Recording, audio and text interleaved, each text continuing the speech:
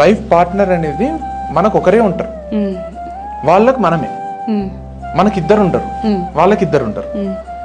మనము వాళ్ళకు ప్రేమ పంచుతాం కదా, అదే ప్రేమను ఇంకొకరికి పంచలేదు, వేరే టైప్ ప్రేమ పంచుతాం. సో ఒకరికి ఒకరు ఉండేది ఓన్లీ పార్ట్నర్, కపుల్. అది లివ్ ఇన్ రిలేషన్షిప్ కానీ, లవర్ రిలేషన్షిప్ కానీ, భార్యాభర్తల రిలేషన్షిప్ కానీ. ఇప్పుడు నాకు భార్య ఉంటది, నాకు భార్య ఒకటే ఉంటది, ఇద్దరు ముగ్గురు భార్యలు ఉంటారు. నా భార్యకు భర్త ఒక్కడనే ఉంటా. అట్లా 1-to-1 రిలేషన్ ఉండేది భార్యాభర్తలకు, ఆ లవర్స్ కి మధ్యలోనే. మిగతావన్నీ 1-to-many, many-to-1. ఎందుకంటున్నా అంటే, ఇప్పుడు నేను మా అమ్మని ప్రేమిస్తా, మా నాన్నని ప్రేమిస్తా. మా అమ్మని నాన్నని ఈక్వల్ గా ప్రేమించిన అనుకోండి, మా నాన్నకు ప్రాబ్లం లేదు, మా అమ్మకు ప్రాబ్లం లేదు, ఇద్దరు హ్యాపీగానే ఉంటారు. నాకు అమ్మ నాన్న ఇద్దరు ఉన్నారు, ఇద్దరికి పంచుతున్నా నా ప్రేమ. వాళ్ళిద్దరికి నేనున్నా, మా తమ్ముడు ఉన్నారు, మా అక్క ఉంది, మా ముగ్గురికి పంచుతున్నారు వాళ్ళు ప్రేమని.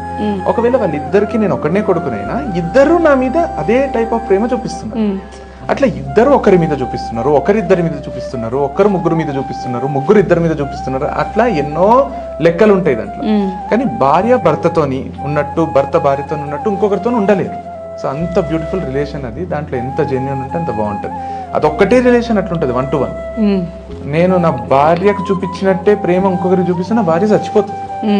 నా భార్య నాకు చూపించిన ప్రేమ ఇంకొకరికి చూపించింది అనుకోండి, నేను చచ్చిపోతాను. అది ఎంత బ్యూటిఫుల్. దాన్నే మిస్యూజ్ చేసుకుంటే ఇంకా మనిషిగా పుట్టి వేస్ట్, చచ్చిపోవడం బెస్ట్.